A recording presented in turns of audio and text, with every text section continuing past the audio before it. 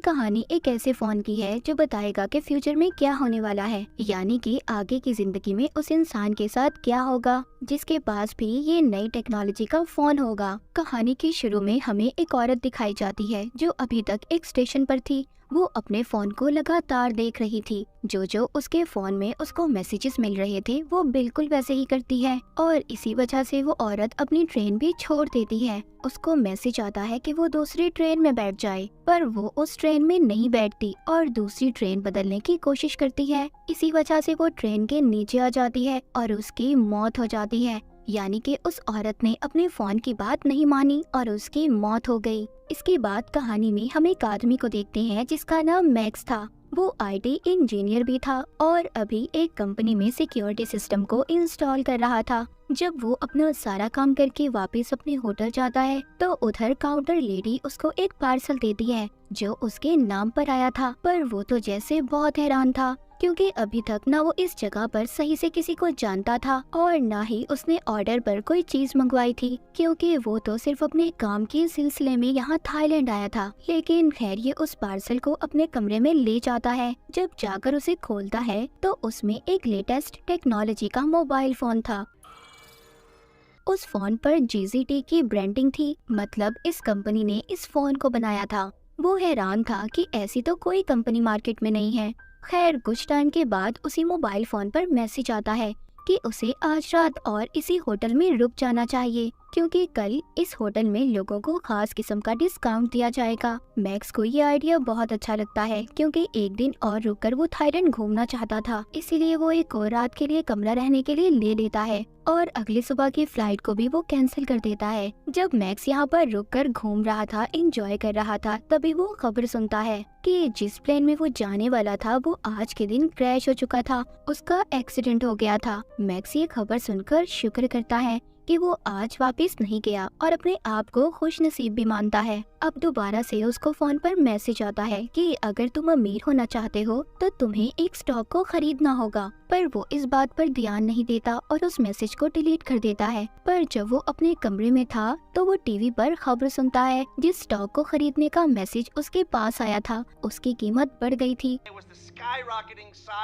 वो अब सोचता है कि पहले इस फोन की वजह से मेरी जान बची और स्टॉक वाली बात भी बिल्कुल सच थी। मैक्स ये सोचने लगा था कि शायद ये फोन हमें हमारे कल के बारे में बताता है कि आगे हम लोगों के साथ क्या होने वाला है या फिर आगे हम क्या कर सकते हैं। तभी इसको दोबारा से मैसेज आता है कि उसे दूसरे शहर चले जाना चाहिए। मैक्स भी फोन पर यकीन करने लगा था और दूसरे शहर चला जाता है। वहाँ पर पहुंचकर एयरपोर्ट के बाहर उसको एक टैक्सी ड्राइवर मिलता है जो उसको कम पैसों में उसके होटल ले जाने के लिए तैयार था। वो टैक्सी ड्राइवर जब मैक्स को ले जा रहा था तभी उसकी नजर फोन पर पड़ती है। उसे देखकर काफी हैरान होता है। कहता है तुम्हारे फोन की टेक्नोलॉजी कितनी नई है, मैंने तो ऐसा फोन देखा ही नहीं और ना ही कभी ऐसे फोन के बारे में सुना है। वो टैक्सी ड्राइवर मैक्स को अपना कार्ड देता है और बताता है कि वो एक टेली कम्युनिस्ट है जो टेक्नोलॉजी की नई नई चीजें बनाता है। ऐसे ही बातें करते हुए मैक्स अपने होटल पहुंच गया था जहां पर फोन ने इसे आने के लिए कहा था। वहां पर पहुंचते ही उसे दोबारा से मैसेज आता है कि कसिनो में जाकर उसे खेलना चाहिए। मैक्स भी ऐसा ही करता है। मैक्स को कसिनो के खेल का ज्यादा नहीं पता था, इसलिए वो उस मशीन तक जाता है जिसके बारे में इसे फोन पर मैसेज आया था, पर वहाँ पर पहले ही एक आदमी बैठा खेल रहा था। तभी मैक्स को दोबारा मैसेज आता है कि इस मशीन पर जैकपॉट लगने वाला है। वो अब उस आदमी को उस मशीन पर से हटाने के लिए ढेर सारे पैसे देता है जिससे कि वो इस मशीन से हट जाए और ऐसा ही होता है। तभी मैक्स पहले ही कोशिश में बहुत सारे पैसे जीत जाता है। वहीं पर कसिनो की टीम भी उसे कैमरास में देख रही थी। सब हैरान थे कि इस आदमी को कैसे पता चला कि इस मशीन पर जैकपॉट लगने वाला है, क्योंकि उसने उस मशीन से हटाने के लिए पहले आदमी को पैसे भी दिए थे। मैक्स जीते हुए पैसों से और ज्यादा कार्ड्स खरीद लेता है और दोबारा से खेलता है। इस बार भी वो जीत गया था। अब तो वहाँ की सिक्योरिटी टीम को मैक्स पर पूरा शक था क्योंकि बार बार वो अपने फोन को देखकर खेल रहा था। जब वो कसिनो से जाता है तो वहाँ के सिक्योरिटी गार्ड उसे कहते हैं अगर तुम दोबारा खेलने आओगे तो अपने साथ फोन नहीं लाओगे। उन्हें शक था कि कहीं ना कहीं इसके फोन में कुछ है, इसीलिए मैक्स अब उसी टैक्सी ड्राइवर ड्राइवर को फोन करता है जो इसको एयरपोर्ट के बाहर मिला था। वो उसको कहता है, क्या तुम एक ऐसी डिवाइस मेरे लिए बना सकते हो कि मुझे फोन को देखना ना पड़े और सीधा मैसेज मेरे कान में सुनाई दे। वो टैक्सी ड्राइवर थोड़ा टाइम मांगता है और कहता है, हाँ मैं कोशिश कर सकता हूँ। होटल में जाते हुए मैक्स एक कपल को देखता है जो आपस में लड़ रहे थे। वो उनमें से आदमी को मना करता है तो बदले में वो उसे एक मुक्का मारता है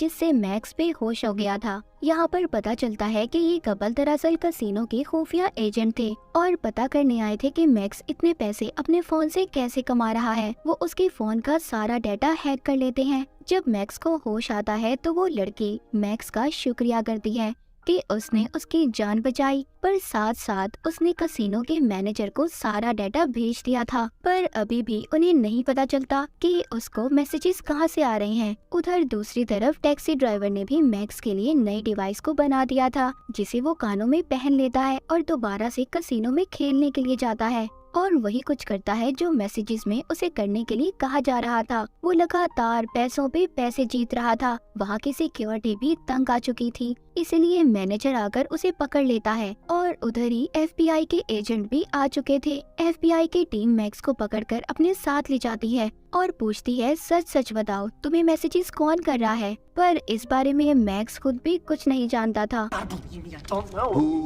FBI ऑफिसर कसिनो के मैनेजर से मिलता है और उसे बताता है कि ये केस हमारे पास नया नहीं है। इससे पहले भी बहुत से ऐसे केस आ चुके हैं। बहुत से लोगों को ऐसे फोन मिले जिसमें उन्हें पैसे कमाने के तरीके बताए गए, पर जब भी हमने उन लोगों को पकड़कर पूछा कि तुम्हारे पास फोन कहां से आए, और तभी कुछ वक्त के बाद उन लोगों की मौत हो गई। और हर बार की तरह हम इस बारे में कुछ भी नहीं जान पाते। अब ऑफिसर मैक्स के पास जाता है और उसे कहता है, देख तुम्हें हमारा साथ देना होगा और पता करना होगा कि फोन कहां से आया है। ऑफिसर यहाँ पर अपने बॉस को भी फोन पर बताता है कि अभी तक उन्हें कुछ भी नहीं पता चल सका फोन कहाँ से आया, पर हाँ मैक्स भी अब हमारी मदद करने के लिए तैयार है। वो मैक्स को दोबारा से कसिनो में भेजते हैं और कहते हैं कि इस मोबाइल के डाटा को हैक करने के लिए हमें कम से कम 3 मैसेजेस की जरूरत है। तभी दोबारा से मैक्स को मैसेजेस आना शुरू हो जाते हैं। इस बार भी वो उन्हीं मैसेजेस के कहने पर खेलना शुरू करता है, पर वो हार गया था। को एक मैसेज मिलता है जिसमें लिखा था कि मैं जानता हूँ कोई मेरा डाटा हैक करने की कोशिश कर रहा है। उधर FBI के एजेंट ने मोबाइल के डाटा को हैक कर लिया था। जब उनका बॉस ये सब देखता है तो सब कुछ जाने का कहता है, जैसे वो इन सब चीजों के बारे में पहले ही जानता था। ऑफिसर अपने बॉस को फोन करके बताता है कि इस फोन का जरिया एशलॉन एक सुपर कंप्यूटर है। उसका बॉस तो पहले ही कंप्यूटर के बारे में जानता था, पर वो किसी को कुछ भी नहीं बताता क्योंकि उसके बताने से वो खुद भी फंस सकता था। ऑफिसर बताता है जो कि आर्टिफिशियल इंटेलिजेंस से चलता है, जिसको सिक्योरिटी के लिए बनाया गया था। सब बातें सुनकर बॉस को ये लग रहा था कि उसको किसी ने हैक किया है। यहाँ पर बॉस एक दूसरे एजेंट को अपने साथ मिलने का कहता है जो मैक्स की तरह ही दिखता था। उसको मैक्स का फोन भी दिया गया था। तभी उसको मैसेज आता है कि रोड को क्रॉस करो। जैसे ही वो ऐसा करता है उसको गाड़ी टक्कर मार देती है। उस बेचारे की वहीं पर मौत हो गई थी। असल मैक्स अभी भी जिंदा था और उसी लड़की के साथ था जो खुफिया एजेंट थी जिसकी उसने जान बचाई थी। पर मैक्स ये बात नहीं जानता था कि वो लड़की एक खुफिया एजेंट है। तभी वो लड़की देखती है कि छत पर एक आदमी गोलियां चलाने वाला है। वो समझ गई थी कि ये लोग मैक्स को मारना चाहते हैं। ऐसा क्यों था? क्या उस फोन की वजह से?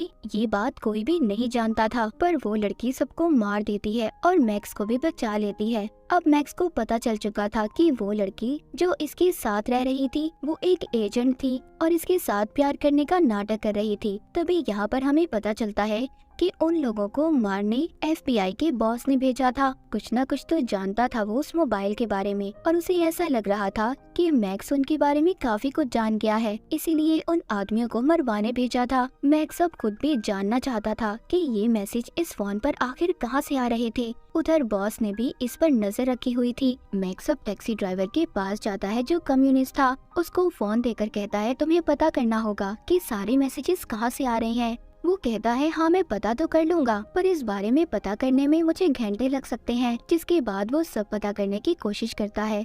इस बार उसे सब पता चल चुका था। वो बताता है ये सारे मैसेजेस एक सुपर कंप्यूटर कर रहा है जिसको एशलॉन AI भी कहा जाता है, जो सब कुछ खुद से सोच सकता है।